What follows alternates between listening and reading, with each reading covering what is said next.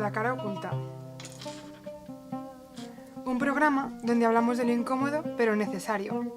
Se hace crítica feminista y se cuestionan los abusos de poder.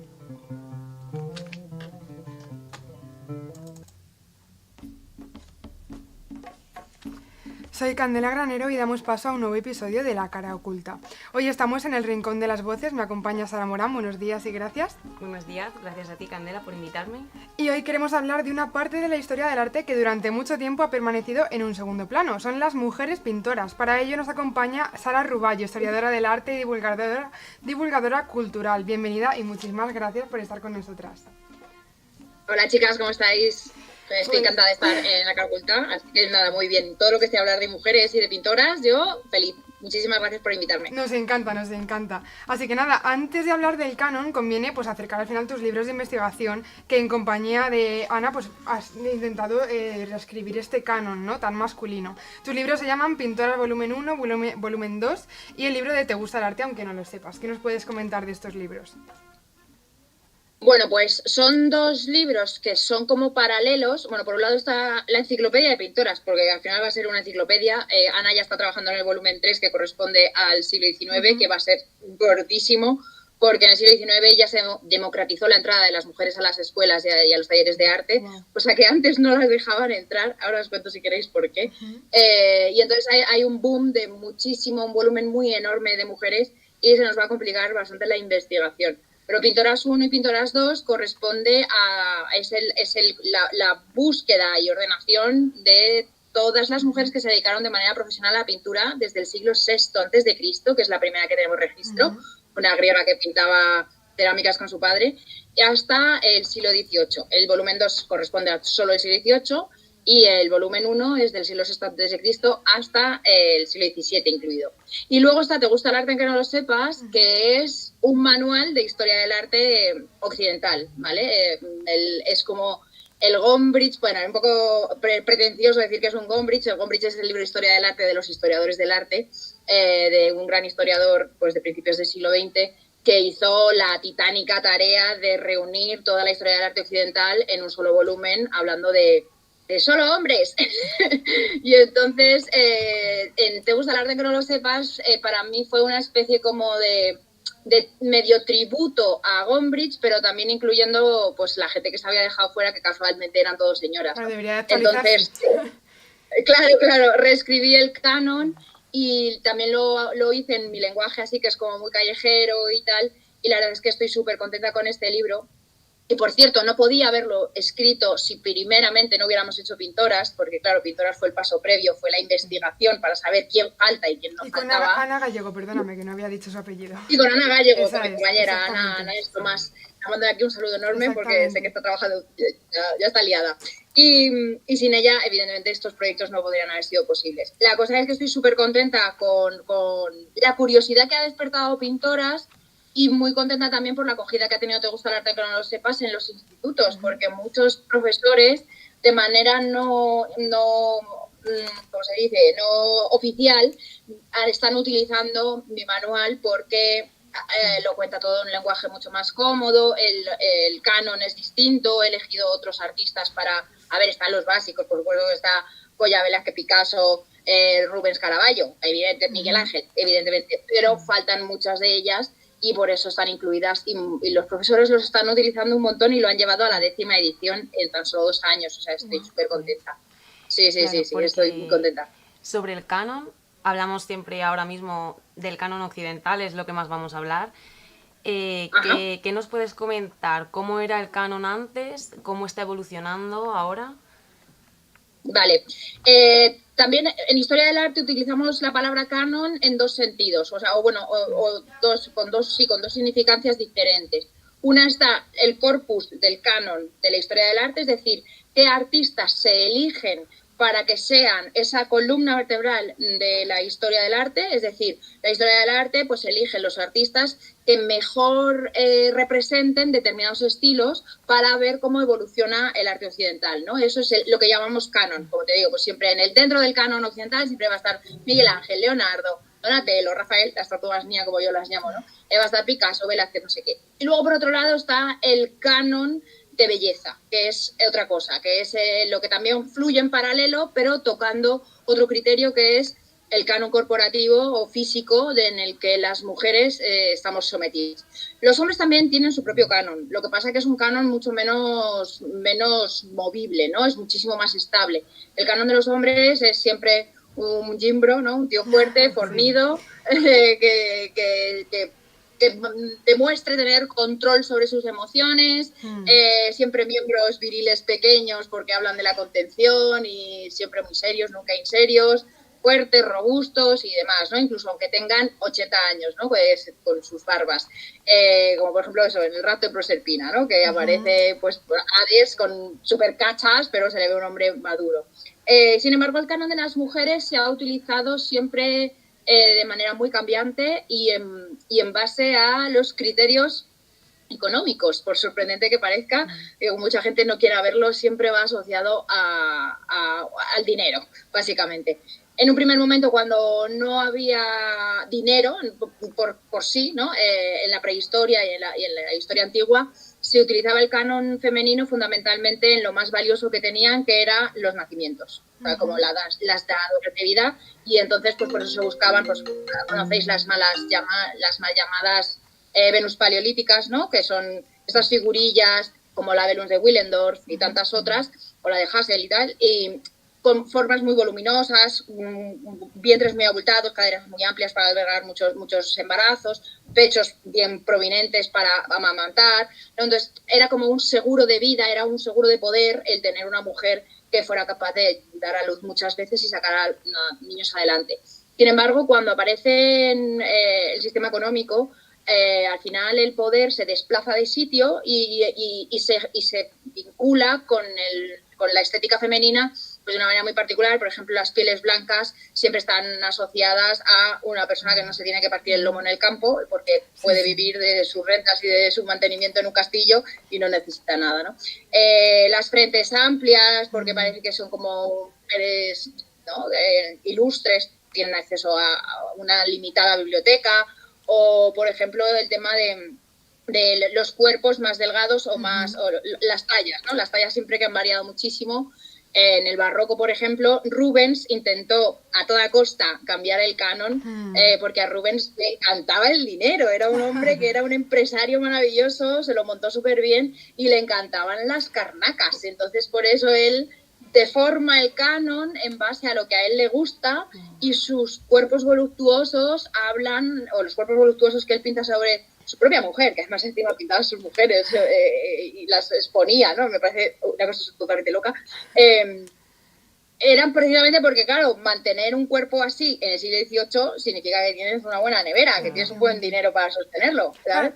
Entonces, claro, pues esos cuerpos estar bien de talla implicaba que tenías un buen bolsillo. Y luego todo eso va modificándose. Ahora, por ejemplo, tienes que estar delgada, ¿no? Porque pues, significa que tienes tiempo para ir al gimnasio, significa que eres una tía organizada, tienes que tener la piel siempre estupenda porque también tienes tiempo para hacerte tu clean look y tu skincare y no sé cuánto. Tienes que comer todo bio, que es carísimo, y entonces, ¿no? O sea, ahora como que está cambiando constantemente, si os dais cuenta, en base a la economía y en base a dónde se desplaza el poder. Es súper curioso. Justamente hablando de... Siempre somos nosotras las... Sí. Porque hablando de Rubens, por ejemplo, en el ejemplo de las Tres Gracias, aunque los cuerpos sean más voluminosos, seguimos un poco en ese canon de mujer muy pálida, muy delicada, ¿no? Claro. El caso de las Tres Gracias es súper curioso porque es un cuadro... A mí Rubens es una figura que me fascina y siempre soy fiel defensora de Rubens. Y a mí siempre si me dejasen reencarnarme en algún artista, yo querría ser Rubens. Pues no por guapo, porque no era nada guapo, pero era muy inteligente y se lo montaba muy bien, ¿no? Entonces, él no solamente era pintor, sino también era embajador de los Países Bajos, y entonces en uno de sus viajes a España, de sus viajes diplomáticos a España, pues estaba mucho menos a su mujer, y entonces decidió pintarla de dos perfiles distintos y de espaldas, ¿no? Porque estaba él totalmente fascinado con ella. El cuadro de las Tres Gracias está en el Museo del Prado porque fue un cuadro que pintó como si, digamos, un cuaderno de artistas. Un cuaderno de artistas, ¿sabéis? Es la típica libreta cochosa que llevan los artistas en el bolsillo detrás del culo, que cuando van de viaje la sacan y hacen anotaciones y no sé qué.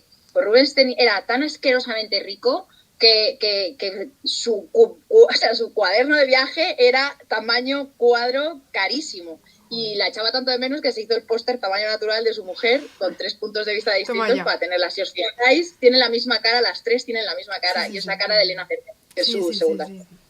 Y dentro de este canon que estamos hablando, ¿las mujeres que pintaban en esa época también pintaban dentro de este canon o querían marcar otro punto de vista distinto?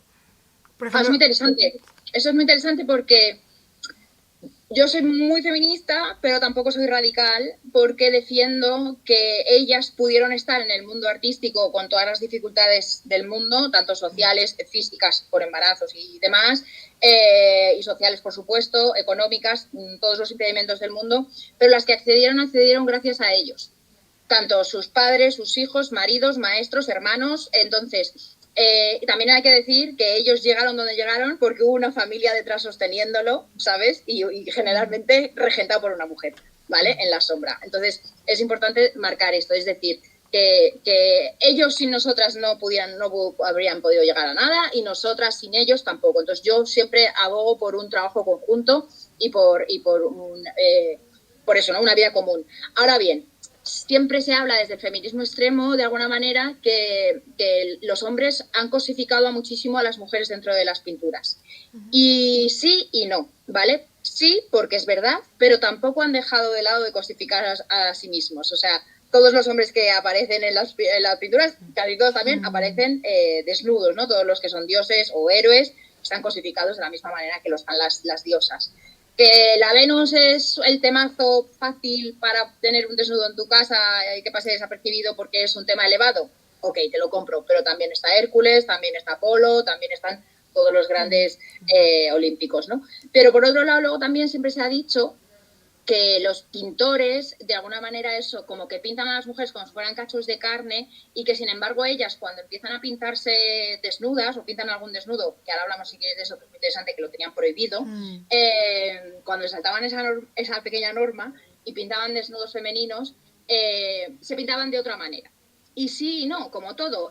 Por ejemplo, Artemisia Gentileschi sí se pintaba de una manera mucho más natural, cuerpos mucho más mórbidos, más realistas, no tan filtrados por el filtro de Instagram, no tan estupendos, sino que dejaban pues que si estaba tumbada de un lado, porque la teta se cayese para un lado, la pues, gravedad. Redormida, pues se le caía la babilla. Pues Artemisia era muy directa en eso y no se escondía, y es fantástico todos los desnudos dormidos que tiene. Y sin embargo, pues los hombres sí que metían un poquito más de filtro porque lo que buscaban era evidentemente una belleza estética ideal. Sin embargo, existen también casos de mujeres que están absolutamente encantadas de conocerse a ella y a sus amigas, y las pintan totalmente sexualizadas y estupendas y voluptuosas, y son maravillosas. Entonces, hay de todo. Y entonces generalizar en la historia del arte es un juego peligroso, la verdad, porque no es hacer justicia. La realidad es esa. La realidad es que se pintaban muchos desnudos femeninos, se pintaban muchos desnudos masculinos. En Roma pocos tíos vestidos ves. Sí. Exactamente, además lo has mencionado, las mujeres no podían acceder a esos talleres y escuelas para ver pues hombres desnudos o modelos, pues para aprender esa anatomía que era tan importante como la de Miguel Ángel. ¿Cómo no vamos a entender la anatomía del cuerpo humano, no? Por ello, muchas de ellas empezaban pues dibujando bodegones o cuadros, sobre todo con esencia religiosa, ¿no? Como Plautilla Nelly, que era una monja. Pues a ver, por un lado, Plautilla Nelly es la pera porque es una monja que consiguió acceder a la pintura porque su padre era artista, y entonces tenía esas 2 vías, ¿no? Estudiando, cuando hicimos pintoras, descubrimos que casi todas las mujeres que íbamos encontrando cabían principalmente en cuatro premisas, en 4 hashtags, ¿no? En 4 premisas básicas, que eran o que habían sido monjas y por eso habían podido acceder a la pintura, que habían sido hijas de artista y por eso te toca aprender el negocio familiar y te toca arrimar el hombro en casa y tu padre te enseña a pintar porque hay que sacar el negocio para adelante. Te guste o no te guste, ojo también que eso es importante, que hay mucha artista que ha renegado del talento que tenía y del camino impuesto por su familia, y luego hay otras que se han buscado mucho la vida precisamente porque la pintura era una salida. Eso también es muy interesante, pero eso ocurre a partir del 18, eso luego os lo cuento. Y luego están las niñas ricas, que si tenían dinero sus padres las adornaban, ¿no? Con determinados saberes, pues saber tocar un instrumento musical, saber bordar, recitar, leer en voz alta muy bonito, o pintar para adornar sus cualidades femeninas y que estuviera entretenida cuando se casase, ¿no? De alguna manera. Y luego, por último, está el cajón desastre, en el que caben todas las que no sabemos cómo han llegado a la pintura, que puede ser por mérito propio o directamente no tenemos registros de cómo han aprendido a pintar, entonces están en ese cajón que es un poco pues eso. Y lo curioso es que Nelly está en dos, está en que, bueno, en casi tres, ¿no? Porque su padre tenía pasta, era pintor y se hizo monja, o sea que Nelly tenía que pintar. Pero Nelly es importante porque hizo una cosa extraordinaria, que es que después de que Leonardo da Vinci pintase la Última Cena de Milán, nadie se había atrevido a hacer una última cena. A gran escala, además. Tan alto, exacto, había pintado de repente, en pleno humanismo, estaban totalmente obsesionados con la psicología, ¿no? Cómo funciona la mente humana. Y resulta que Leonardo había conseguido mostrar 13 emociones distintas, ¿no? Un repertorio de 13 emociones diferentes, reaccionando a un mismo hecho, que es el momento en el que se desvela que Judas va a traicionar, ¿no? Entonces, claro, todos los artistas de la época peregrinaban hasta Milán para poder ver la Última Cena y aprender lo que el gran maestro había enseñado, ¿no? Y desde entonces nadie se había atrevido hasta que llegó Plautianel y dijo, sí, pues sujétame los pinceles. Y entonces se marcó tremenda Última Cena, súper grande además, porque no recuerdo bien, pero creo que mide como 3x7 o algo así, una cosa súper loca, en lienzo además, y lo pintó allí, está en Santa María la Novela en Florencia. Y la verdad es que ese cuadro, mi equipo, para construir pintoras, le tenemos especial cariño porque fue la pintura que rompió un poco el canon que yo quería para el libro de que cada artista fuera con su obrita, pero de repente llega Plautianelli con una obra gigantesca y dijimos, no podemos ponerla pequeñita, tiene que ser a doble página, ¿sabes? Y entonces ella fue la que rompió un poco nuestro esquema, pero muy bien porque le abrió la puerta a otras obras muy grandes, ¿no? Y lo que decíamos de la escuela, pues no podían acceder entonces tú no podías nacer y decir, mamá, quiero ser artista, y tu madre te apuntaste a una escuela de pintura, eso no existía para hombres, pero no para niños, para niñas. ¿Por qué? Porque lo normal era que el niño con entre 11 y 14 años aproximadamente te llevaban a vivir con el pintor, con el artista a su casa. O sea, tú te quedas viviendo con él. Y entonces él, además, había como un contrato económico entre la familia y la familia del pintor para que ese niño se quedase tutelado contigo pues hasta los 18 aproximadamente, que a los 18 ya hacías como prueba de artista y ya podías como independizarte como artista, te dabas de alta en el gremio San Lucas, etcétera, etcétera, ¿no? Te dabas de alta en autónomos, ¿no? Por decirlo de alguna manera. Y ya podías trabajar. ¿Qué pasa? Que una niña de 11 años o 14, dejarla en casa de un señor, ¿sabes? No. Pues ahí la honra de la muchacha y por extensión la de su familia peligraba un poquillo. Luego, además, también las niñas, en las familias de la antigüedad, el puesto en el que tú nacieras y tu género sexual, lo que te hacía era delimitarte cuál iba a ser tu posición. O sea, el primogénito se iba a encargar de la estirpe familiar, la primogénita no sé qué, se iba a casar con no sé quito para intentar mejorar la estirpe, y la pequeña se quedaba en casa pringando a cuidar de los hermanos y la abuela. O sea, esto era así. Quitarte una mano de obra tan jovencita no está visto.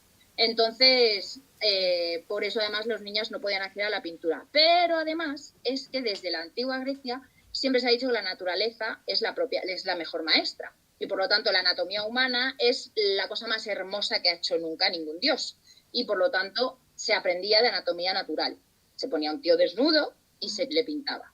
Y siempre se ha dicho que las mujeres, como tenemos unas pasiones incontenibles, que cada vez que vemos a un hombre desnudo no podemos contenernos, nos volvemos locas, nos aferramos a él y perdemos nuestra honra, pues mejor mantenernos fuera de clase. Y entonces lo que pasó es que hasta que hubo alguna pintora que se esquivó esa norma de alguna manera, a cada cual más interesante. Tenemos, por ejemplo, a Lavinia Fontana, que como tuvo 11 hijos, tenía hijas para elegir, pintaba sus propias hijas, poniendo también un poco ahora lo de no saquéis a los niños en Instagram. Bueno, pues Lavinia Fontana pintó a sus hijas como Venus sin ningún tipo de problema, pero es que había que comer. Y luego, por otro lado, está Angelica Kaufman, ya del siglo XVIII, que Angelica Kaufman, del XVII, que tenía un talento inconmensurable y su padre lo vio súper claro y dijo, yo no voy a cohibir a mi hija porque el no poder aprender a pintar desnudos te restringía los géneros pictóricos, es decir, te tenías que quedar, como muy bien has comentado, para pintar solamente paisajes, bodegones o retratos, que eran los géneros considerados menores y los que se pagaban peor. Los que se pagaban mejor siempre era pintura e historia, porque siempre hay un dios y un héroe fornido, siempre hay un desnudo. Tenemos luego la pintura de religión, que Jesús siempre está como está, el pobrecito mío, siempre hay una Magdalena o alguien con un pecho fuera y demás. Y luego teníamos también, me falta una pintura de historia, la historia, la pintura de historia, que es la pintura de, pues es la de los grandes hechos épicos, que también es para un héroe fornido sacando músculo. Y claro, y esa es la pintura mejor valorada y pagada, y las mujeres no podían acceder a ella. ¿Por qué? Porque claro, hay doble competición. Esos cuadros están mejor pagados, y si también pueden competir las mujeres, los hombres tienen menos oportunidades. Entonces directamente se las veta de, como no podéis pintar desnudos, no podéis pintar estos géneros. Los mejores géneros para nosotros. Vosotras quedaros con los bodegoncitos. Y entonces, ¿qué pasó? Que el padre de Angelica Kauffman dijo, yo no voy a cohibir el talento de mi hija, así que me la voy a llevar de viaje por Italia, que está lleno de esculturas desnudas, la voy a sentar en todas las plazas para que aprenda a pintar anatomía. Fue la primera persona que se le ocurrió, ¿sabes? Decir, bueno, no puede pintar desnudos naturales, pero de mármol sí, así que para adelante. Valía. Claro. Y así fue como Angelica Kauffman se convirtió en una de las fundadoras de la Royal Academy de Londres. Claro, pero tenías que tener dinero también en esa época. Imagino. Sí, es fundamental tener pasta, sí, la pasta siempre ayuda. La verdad es que siempre se habla de... A ver, hay orígenes muy humildes. En 740 biografías que hemos sacado a la luz, Ana y yo, en los 2 volúmenes, hemos encontrado todo tipo de casuísticas y todo tipo de biografías y todo tipo de casillas de salida. Pero sí que es verdad que la inmensa mayoría partía con una base económica bastante potente, o con una red de apoyo, o también te digo, había alguna con un moño muy bien puesto, ¿eh? O sea, había alguna que tiraba para adelante. Y luego, muy curioso, nos dimos cuenta que a partir del siglo XVIII empezaba a haber casos en los que, aunque fueran pobres de solemnidad o consiguieran contrato matrimonial, o sea, realmente era un contrato matrimonial, las propias madres las animaban a que aprendieran a pintar por si se divorciaban, por si se quedaban viudas, por si no sé qué, porque la pintura había demostrado ser una salida para que ellas pudieran alcanzar una independencia económica, que me parece brutal. Pues te quería preguntar, está claro que no podemos hablar de un feminismo porque es mucho más posterior, pero podemos hablar de cierto protofeminismo en la manera de pintar las obras, en la manera también de los temas que representaban, y es imposible no mencionar a Artemisa Gentileschi. Al final también la violó un compañero de su padre también artista. Y fue, bueno, tuvo un juicio y la pobrecilla, además el testimonio lo conocemos y todo, fue algo bastante rompedor, además de sus cuadros bastante potentes al estilo caravallista. Bueno, ¿qué nos puedes mencionar sobre este estilo, no? Del protofeminismo, ¿podríamos llamarlo o no? Es bastante complicado. De hecho, hay bastantes ensayos sobre el tema. Yo no me atrevería a tanto, ¿vale? Porque decirlo de esa manera es quizá de alguna manera hacer presentismo, ¿vale? Y el presentismo es algo de la que muchos historiadores al menos huimos, porque no se puede juzgar el pasado con los ojos del presente. Sería injusto, ¿vale? Sería partir de una base errónea. Ahora bien, Artemisia Gentileschi es uno de los casos más paradigmáticos porque ella sí que plantó cara en busca de una igualdad a tope, ¿no? Ella quería, evidentemente, un trato igual que sus compañeros, igual que su padre, igual que, bueno, el padre, Horacio Gentileschi, era el homie, era el súper amigo de Caravaggio, eran 2 crápulas fantásticos, eran 2 macarras del barroco. Vaya pieza, Caravaggio también. Sí, Caravaggio era un pieza fantástico. Lo curioso es también, por ejemplo, ves cómo es interesante hablar de cómo la historia o cómo la propia sociedad trató a Artemisia, que son prácticamente coetáneos, trató a Artemisia de una cosa que a ella le pasó, y cómo la sociedad y cómo el mundo trató a Caravaggio en una cosa que él provocaba, ¿vale? Porque él era indultado constantemente de todas las barraballadas que hacía, y en cambio la Artemisia sufrió tortura.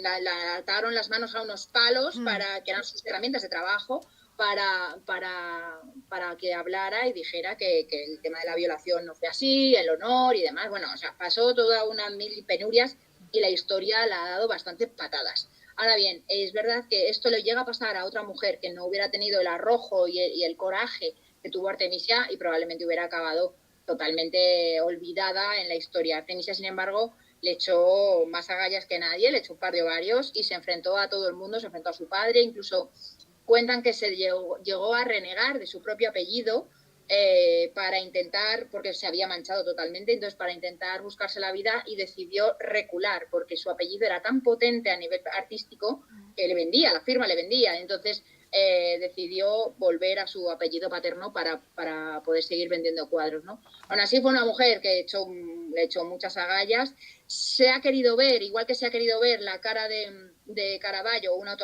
autorretratos de Caravaggio en sus propios cuadros, y siempre me encanta porque siempre se autorretrata como el malo de la peli, siempre es el Goliat en David, siempre son los malos. Artemisia se ha querido ver por su lado que siempre la mujer decapitando, ¿no? Judith decapitando a los Fernes siempre es ella. Susana y los viejos también. Sí, que Agostino Tassi, que es el profesor que la violó cuando ya tenía 17 años, creo, o 16, es justamente la cabeza de Holofernes, ¿no? Bueno, ahí no lo podemos justo asegurar, pero bueno, sí que siempre se ha apostado mucho por ese discurso, ¿no? De una mujer muy fuerte, muy potente. A mí siempre me gusta mucho en clase hacer la paralela, ¿no? Del cuadro de Caravaggio de Judith decapitando a Holofernes al lado del de ella, porque siendo los dos tenebristas, bueno, caravallistas, ¿no? Usando el tenebrismo, el foco de luz muy potente con las sombras y las luces, de esa manera tan particular que tiene Caravaggio de pintar, que asumió después Artemisia como su número 2, la verdad. No lo superó en muchas ocasiones, porque Caravaggio era muy potente, pero bueno, le sigue muy de cerca. No tiene nada que ver la fuerza que tiene la Judith de Artemisia con la espada, la fuerza, la sangre va por botones, chorriosa. Entonces también es muy interesante que siempre se ha hablado de que si existe un arte femenino o un arte feminista, ¿no? Que siempre se dice, las mujeres pintan como más dulce, más lánguido, más blandas, no sé qué. Bueno, sí, ahí pues quería ir a preguntar. Sí. Artemisia no es el caso, ¿vale? Artemisia, tú pones los dos cuadros a la vez y dentro de que Caravaggio supiera perfectamente cómo es pinchar un hígado y ver cómo sangra, porque lo hizo real, a la hora de pintar era mucho más cometido, mucho más tranquilo, mucho más pulcro, y en cambio Artemisia nos andó con chiquitas y lo llenó todo de sangre. Pues sí. Me parece muy interesante una de las cosas que has dicho, que es como la sociedad también decidimos dejar de lado ciertas cosas o no. O sea, actualmente también lo hacemos. Entonces, no sé, esta rama que es relativamente nueva de la historia, que es recuperar a las mujeres que se han estado dando de lado, ¿crees que quedan aún muchas de estas mujeres por recuperar, que pintaban, que...? Sí. A ver, hay que tener en cuenta una cosa muy interesante que también hemos dicho antes, que es el dinero, ¿no? El dinero te posiciona. Toda la historia que conocemos, de todas las épocas y de todos los lugares del mundo, conocemos solamente el 1% de lo que le pasó, de lo que le pasó al 1% de la población, que es la gente que tenía algo para dejar, ¿vale? Algo. Quien decidió escribir la historia, quien tenía pertenencias para dejar un ajuar. Es decir, siempre hablamos de un estatus súper alto, y esto hay que tenerlo súper claro, porque cuando hablamos de historia, hablamos de la historia de un 1% de la población o de un 2% como mucho. El resto, campesinos, ganaderos, artesanos, toda esta gente está fuera. Ya ni te cuento si encima son grupos marginales, ¿no? Como las mujeres, como los niños, como los ancianos, como los racializados, etcétera, etcétera. Entonces, todo eso se queda fuera. Ahora bien, cómo la historia es verdad que trata, también es muy interesante, por ejemplo, eso, ¿no? De Artemisia siempre se recurre a hablar de lo que le pasó en su infancia o de lo que pasó en su adolescencia, porque es verdad que es un hecho muy traumático y delimita muy bien la lucha que ella tuvo que hacer, pero al final deja fuera, al final siempre se pone el foco en el drama y en la víctima y no se pone el foco en lo que fue capaz de hacer con la pintura, ¿no? Que también me parece muy interesante. Se queda mucha gente fuera de todo tipo, se queda mucha gente fuera, muchas mujeres fuera, se queda mucha gente racializada, se queda mucha gente fuera que no tuvo la oportunidad o no supo guardar su obra o no tuvo cómo hacerla llegar. Y es verdaderamente lastimoso. Y es algo que a veces incluso se me ha llegado a echar en cara, en plan de, es que falta... Y digo, joder, es que yo voy poco a poco, o sea, que llevamos 10 años haciendo estos libros, ¿sabes? Que no es, y somos 2 personas nada más. Que es un arduo trabajo, además, claro.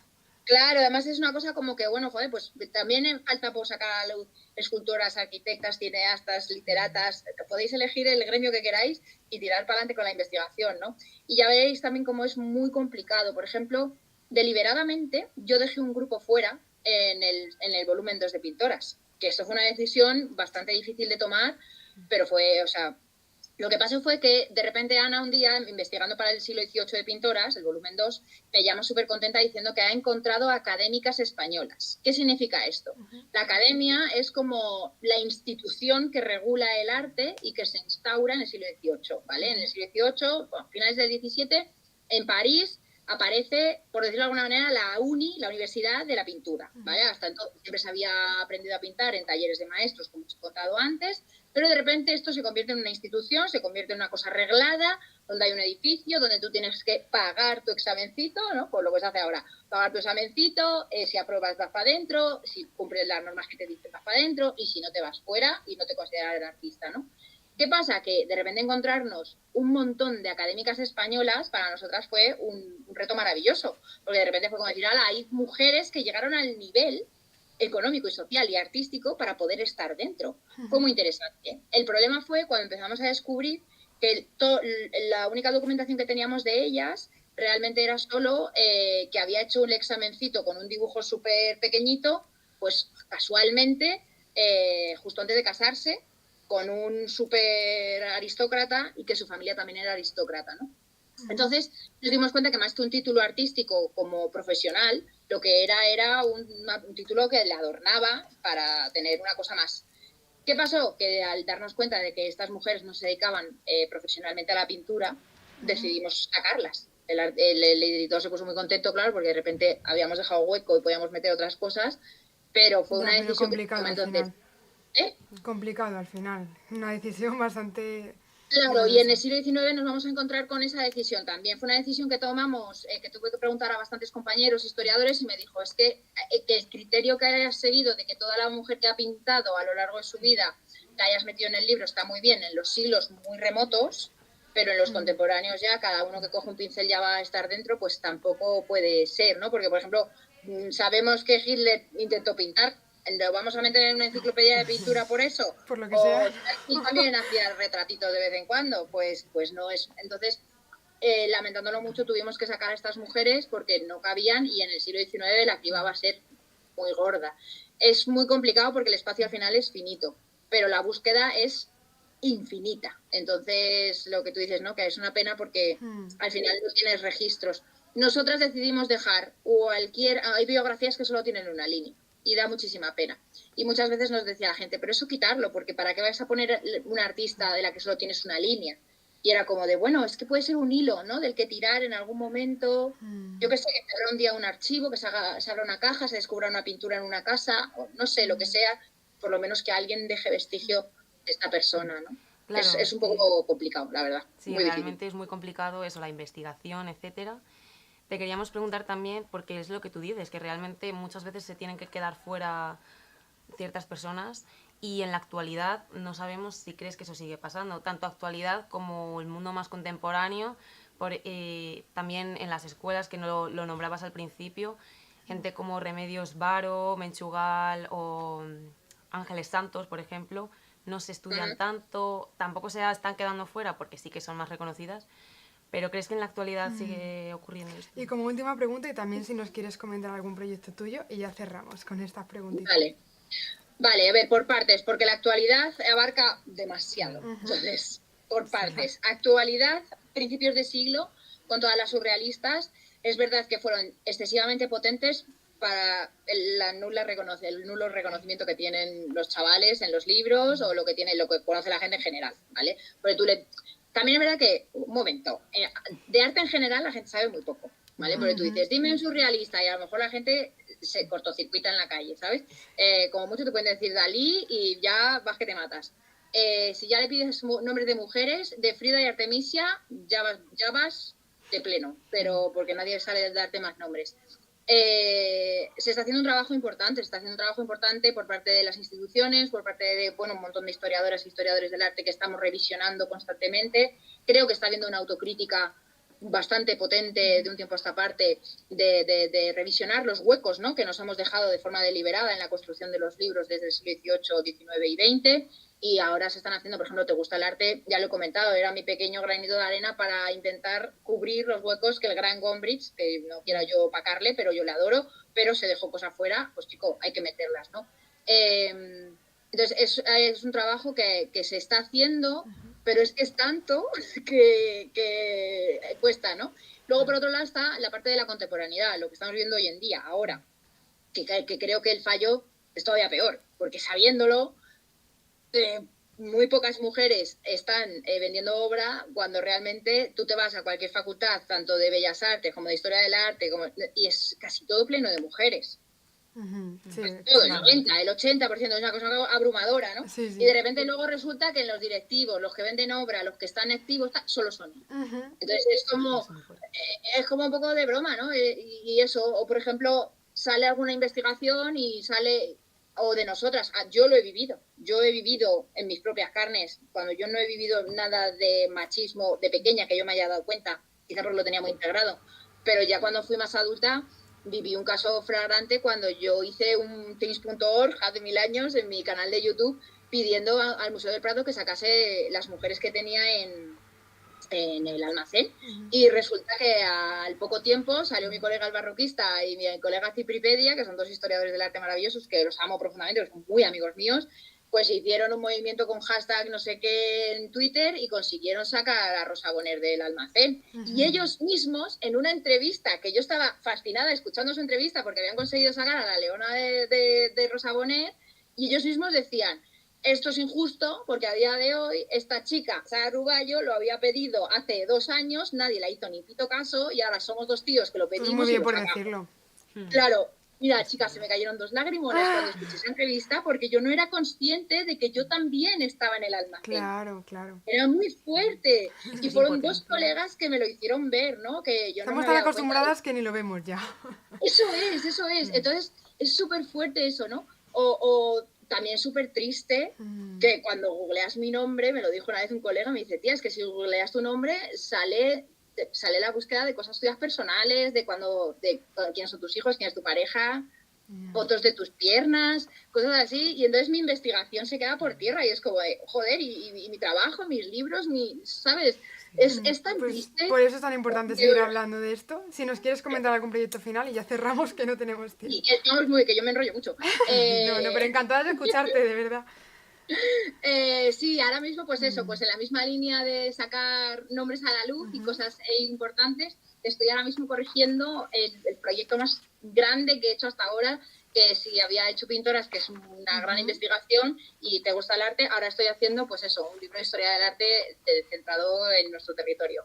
Entonces había mucha mujer aquí dentro, mucha mujer, tanto artista como mecenas, y bueno, pues he intentado construir un canon nuevo, sacar a la luz también un poco el orgullo, ¿no? De decir, jolín, tenemos un montón de obras maravillosas de arquitectura, pintura y escultura de todos los tiempos, y siempre nos vamos a Italia, y siempre nos vamos a Francia, y siempre nos vamos a otros países, cuando tenemos un montón de patrimonio maravilloso que valorar y que cuidar. Entonces, bueno, pues estoy terminando ya os digo, estoy con las correcciones, saldrá en noviembre, y será un libro muy potente en el que, bueno, pues he intentado contar que, pues eso, somos la unión de muchas culturas y que eso es lo que nos hace súper ricos, ¿no? Pues muchísimas gracias, Sara, por todo tu conocimiento. Hay que conocer a estas mujeres, además que, bueno, pues también son de nuestro país y hay que conocerlas, ¿no? Y descubrirlas y ver sus artes. Sí. Pues nada, muchísimas gracias y espero que os haya gustado, pues, o os haya parecido interesante todo lo que conté. Sí. Nos quedaríamos hablando un montón de rato más. Es muy interesante. Bueno, pues así llegamos al final de esta edición de La Cara Oculta. Por otro lado, gracias a ti, Sara, mi amiga y mi compañera, por estar aquí siempre. Y ya sabéis, nos escuchamos en la próxima edición, para seguir descubriendo juntos las voces y los relatos que hacen vibrar nuestra alma, exponiendo las realidades, porque ya sabéis que el lenguaje crea mundos y lo que no se nombra no existe. Y hay que hablar de lo que importa, de esa cara oculta, o más bien,